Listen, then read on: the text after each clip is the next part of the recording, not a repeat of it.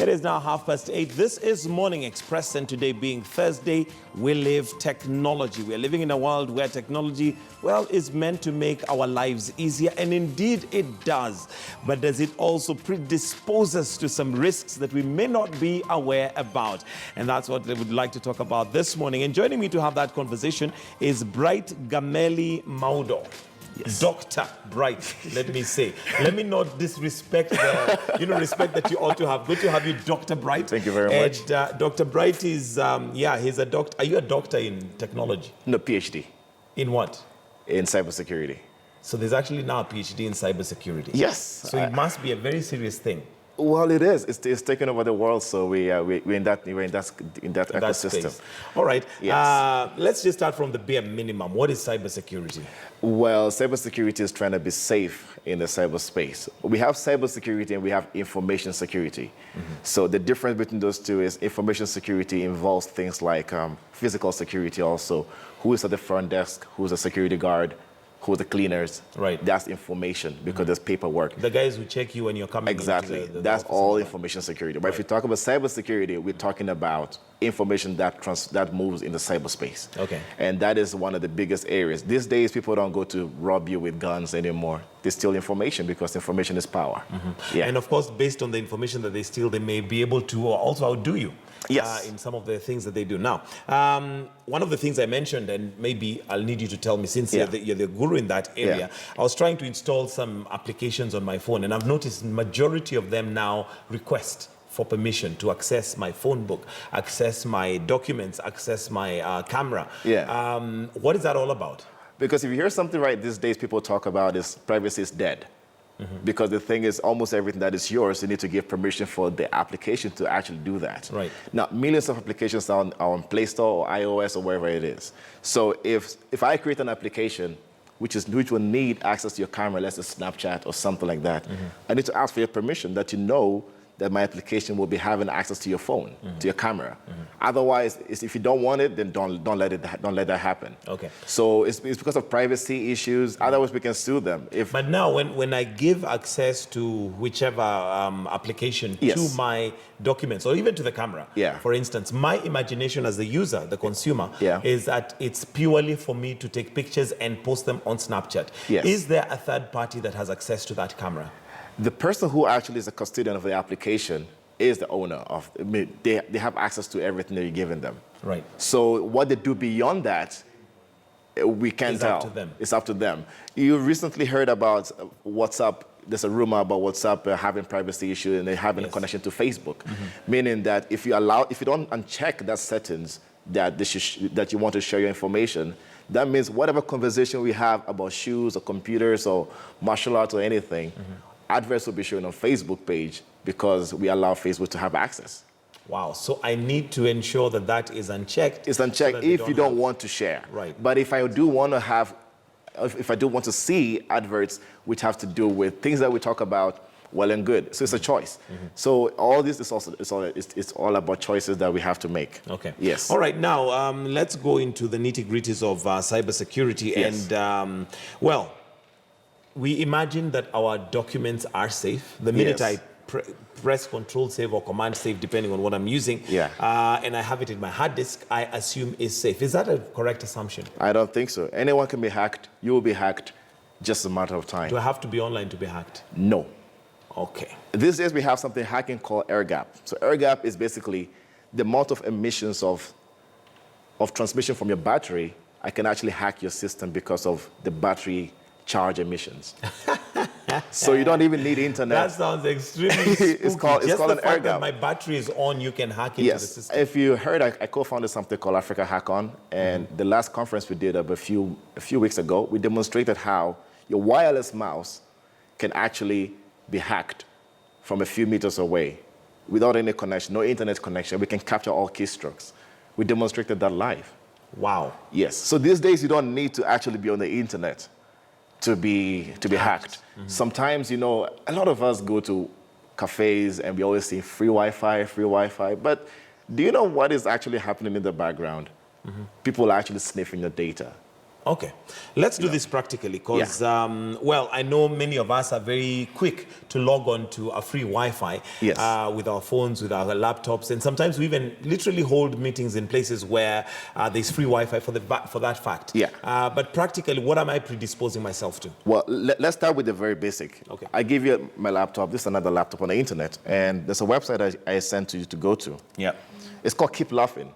Okay. So as you here go, we are now logging you're into going our there. website, But Keep what you don't Laughing know Club. is, if you see here, I might have to move this a little bit.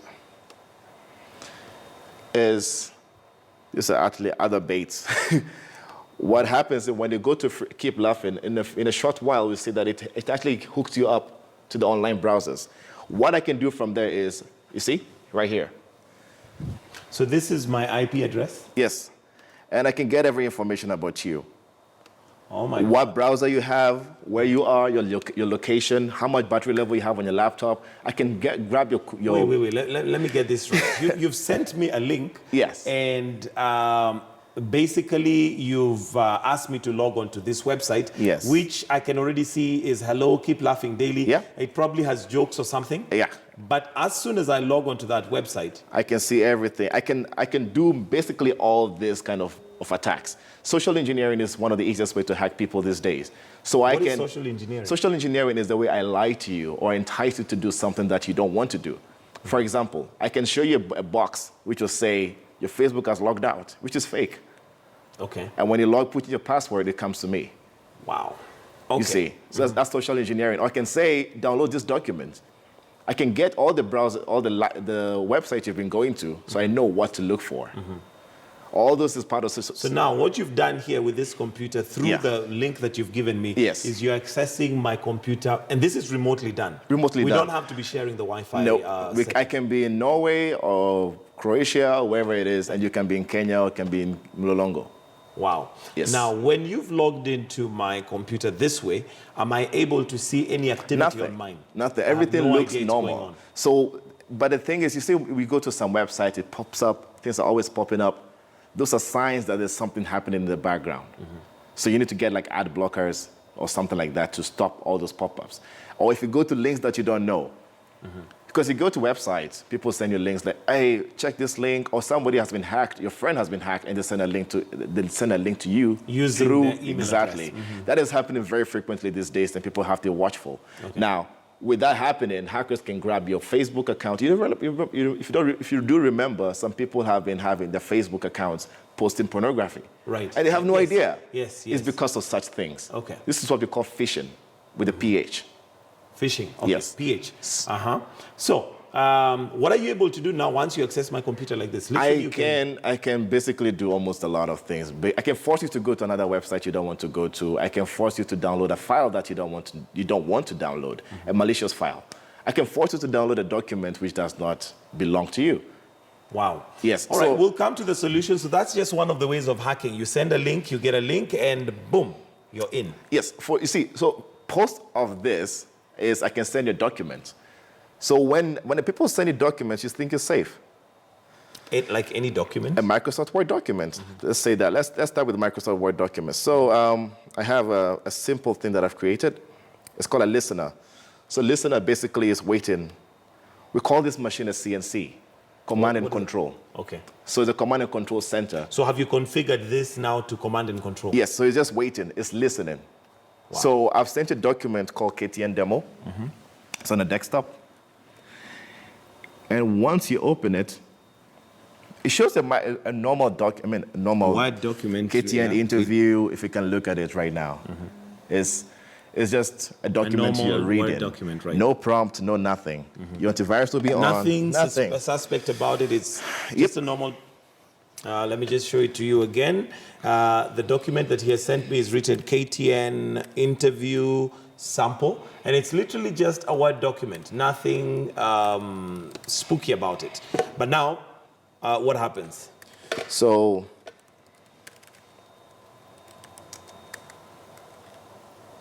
and we're waiting to see whether how this works. This looks Gibbery to me. Heebie-jeebies. I mean, what's going on here? I'm guessing this is just coded language. That Yes, this is what it's a payload, we call it. Okay. So if everything goes right, if the connection is on, I should be able to get a connection to the entire laptop.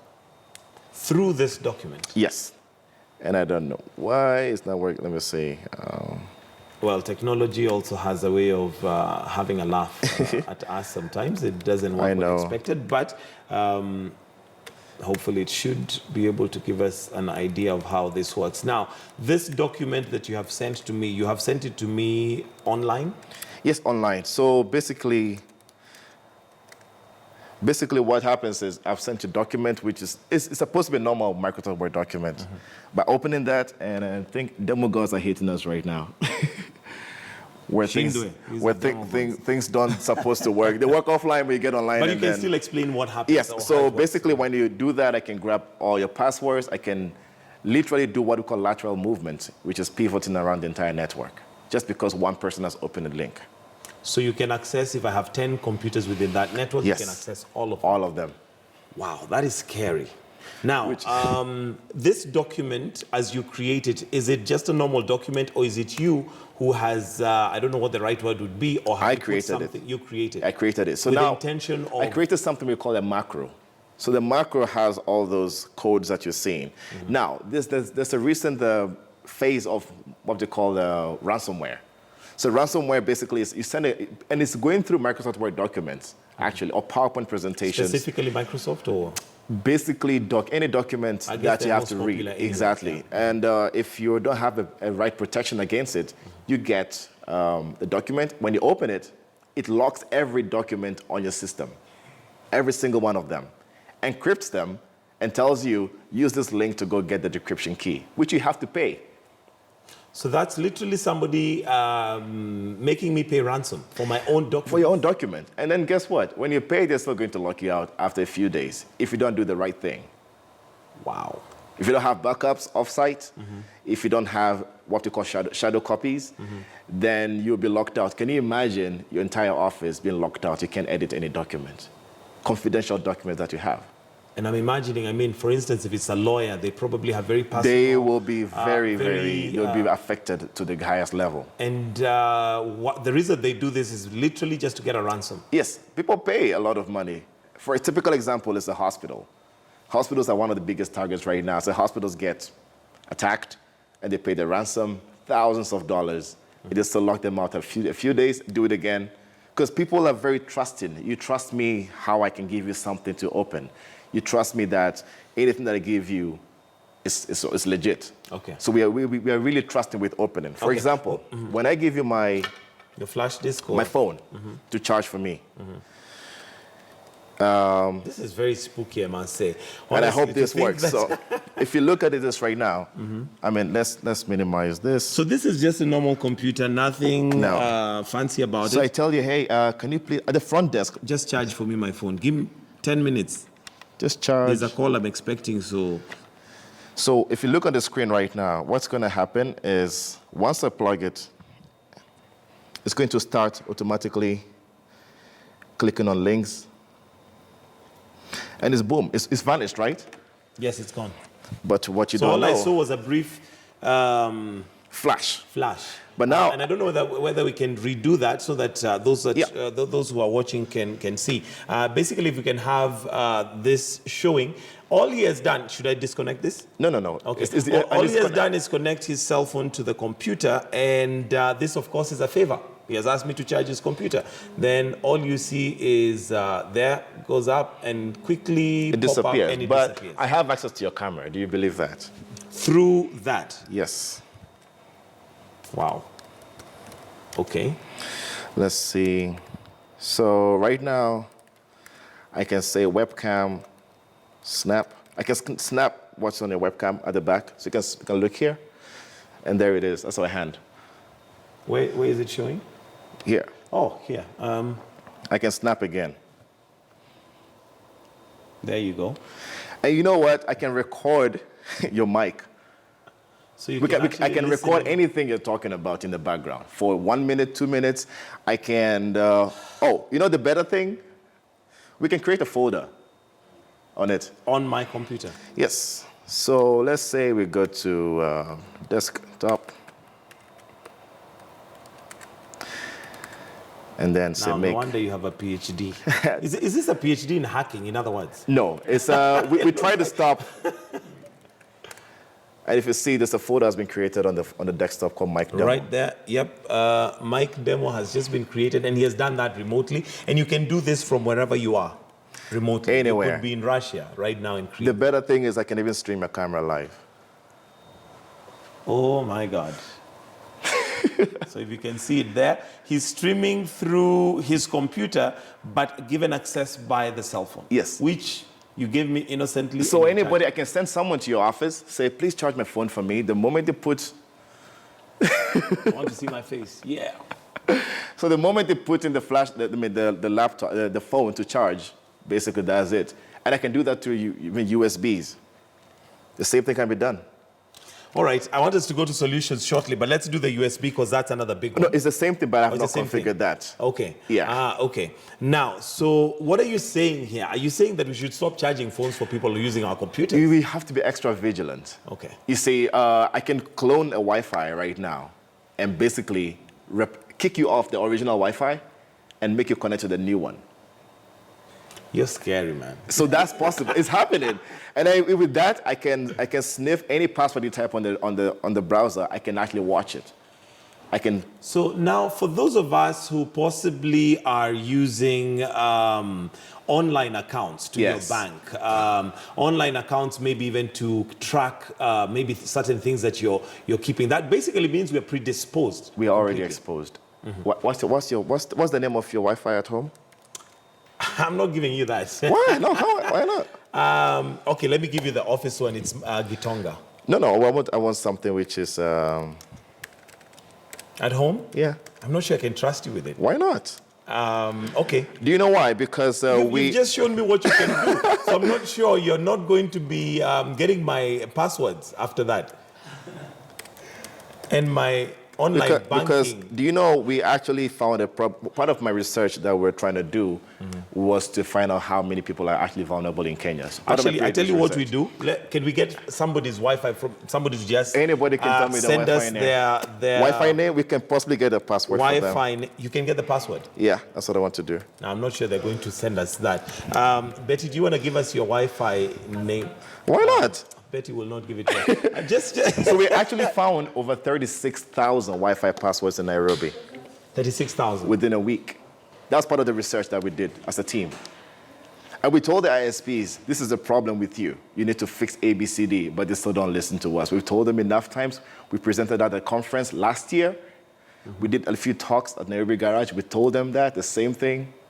We kept on sending the emails, but the thing is, cybersecurity awareness is becoming a problem. Nobody takes it seriously. All right, let's talk solutions. What do I need to do now to ensure, apart from just being vigilant, to ensure that my pictures are not, being streamed live like these ones? When you open, I made that Microsoft Word document seamlessly undetectable as part of my research, that you can't detect it. But usually people make a lot of mistakes. What they show you is they show that enable macro. So if you see enable macro, do not enable macro. Does that come as you're opening the document? When you open a document, it says enable macro. That's where the ransomwares come from. So that's, secondly, that's definite do not. Yeah, if I send you an email with a Microsoft Word document, which is really small, why would I zip it? It is not necessary, unless it's a really big document. So if it's a zipped file, no, that's a virus. Otherwise, if you have Google or something, open it in the cloud. Because Google have mitigations against that already. Okay. Yeah. If you have a link that you've been opening which has a lot of characters, close that. Okay. If you think you've been hacked, if you feel you've been hacked, get your browser, clear the browser cache, your cookies, your history, and change your password with a different browser. Wow. It's as simple as that. In that case, so the people who get their Facebook accounts putting pornography and everything, apps that they've installed that they were not sure about, things to say, check your age, when are you going to get married, and all those kind of things. Okay, maybe just for the benefit of those who are watching, maybe just face that camera and tell us, what do we need to do in case I think I've been hacked? Just give us like a rundown of so what if exactly you think you've been hacked, all you need to do is clear your browser cache, your cookies, and your history, and change your password with another browser. And People store their passwords on the browsers. Don't store them. Keep them somewhere. Use the password storing application, which can actually keep all the passwords for you in one place. So, be vigilant. Don't connect to any free Wi-Fi that you see. And if you do connect to a free Wi-Fi, use a VPN. There are VPN applications that are there freely. Download them and use them for free. Otherwise, anything you do can. If we had enough time, I would have shown you how we can sniff this traffic right now. Which traffic? My Wi-Fi that I've created. You've already created one? Yes. What have you done with my phone? It's on and I can't put off. Honestly, I didn't put it on. What have you done with my phone? I honestly need this guy taken out of the studio like right now because I'm not quite sure that we're not going to be transmitting. But anyway, on a serious note, yes. Do antiviruses then protect me from all this? Well, it's hard to say. Antiviruses help. They do. I will say have your antivirus updated, have your firewalls up, but we have ways to bypass them. To me, antiviruses are dead. When you say we, you mean we hackers? research. I wouldn't call myself a hacker. I'll call myself. But you're a hacker, but on the positive side. A white You can hat. hack. A white hat. We test security systems for companies. We test to see, are you open? How vulnerable are you? Because you see, as IT personnel, they're there. Their job is to just make sure things are running. They don't think about security in mind. Right. Developers create applications. Do you know how many banks in Kenya that have their apps so vulnerable? We proved that the other day. Okay. But if they create an app, they're not secure. So we need to find ways. They need to hire people like us to tell them, So in short, all those developers who come up with apps, possibly for banking on your phone and all that, their job is to create the app. Yes, They don't they really forget. pay attention They don't to pay security. attention. Their main focus is functionality. So if it's functioning, they're safe. They're fine. It's working. You can M-Pesa, you can do this, you can do that. But we come in and tell you, know what, that application is insecure. That website you've created is insecure. So create this, do this, segregate your network this way. Even physical security. Why did I come to your office and the front desk lady did not ask me questions? Why am I sitting at the car park with an antenna and a laptop and the security guard asked me no question? Those are the kind of things that we need to be aware. We need to bring up our security awareness. So in short, what you're saying is that if a hacker came, for instance, even into our parking lot, yes, he's able to literally hack into the whole system of the company. I have an antenna that can basically do a radius of 15 kilometers. And what does it capture? Wi-Fi? Scan anything within that radius. Is that legal? Well, for security testing, if you have the equipment, it has to be legal. Okay, you have to be registered. I'm imagining for there to be a legal one, there could be an illegal one that could do the same. Well, yes. If I do an intrusive invasion to your privacy, then that is illegal. But if you pay me to do that, then I'll submit a report to you and say, you know what, this was what I was able to do. I was able to get. The last time I came to KTN, I demonstrated how, with the GPS location of where I am, I can tell everybody who's been snapping, who've been taking Instagram pictures, and from that Instagram picture alone, I can tell the entire lifestyle. Their Facebook account, Twitter account, LinkedIn, what they've been tagged on Gafla, if they ever been tagged there, any article they've been tagged there. Question. Are there laws against you doing that illegally? If I've not paid you to do that, is there a law that I can use against you if I discover that happened? The cybersecurity laws in Kenya are not defined properly. So that's something the government needs to watch out and says, if you intrude somebody's privacy, here's the penalty. I read the other time the bill they're trying to propose was having some of those details. But again, it's not clear. And we need a lot of cyber lawyers. I don't think we have enough in Kenya. If you go out there, I studied in South Korea, they have a lot of those. So if somebody has a problem with the phone, even showing something different, a cyber lawyer actually goes to represent you. And so we need cyber lawyers. So the upcoming lawyers who are coming right now, that's a new area they need to venture into. They should study that. And we need clear definitions of hackers. We need to stop the bad guys from doing things. All right. Yeah. And maybe as we wind up, because time is up, where are we headed with this? What is it that we need to be wary of and look out for? And you've said that antiviruses help, but they're not the ultimate solution. Yes. What is the ultimate solution? Is the people. You see, we can have the best firewalls, we can have the best antiviruses, but if you, the administrator of a company, and I send you a file and you open it, and I hack you, you have all the passwords, that's it. So the human element is the most important part of security these days. We can have everything, all the equipments can be there. All right. But the human element is the we need most to wind up important. and I need to say goodbye, but I must ask you one last question. Yes. You know, in the movies, I see them do that thing with a computer and typically they get into the FBI websites and they can trace. Is that real? Is that possible? Nah, hacking takes a lot of time, a lot of planning. It takes a lot of, like basically, even me waiting to send that Microsoft Word document, I have to wait. Okay. There has to be time. So there's a waiting. So we have to spend a lot of time waiting. At least it's good to know that in the movies, they normally do it in like 15 seconds. They've hacked the whole FBI website and they can save the world. Anyway, thank you very much. Thank you very much. Bright and Dr. Bright, I beg your pardon, for that insight. And thank you very much for enlightening us on that. But that's where we'll have to wind up. But please make sure that you are cyber safe because it looks like with Bright in the house, I'm not quite sure what he has on me right now. So what I'll need to do is flash all these things. Anyway, we'll need to say goodbye. Wish you all a fantastic and a wonderful day, a productive day. But do stay with us right here on KTN News. Linda Ogutu is coming in with Worldview. Do have yourselves a good day. God bless.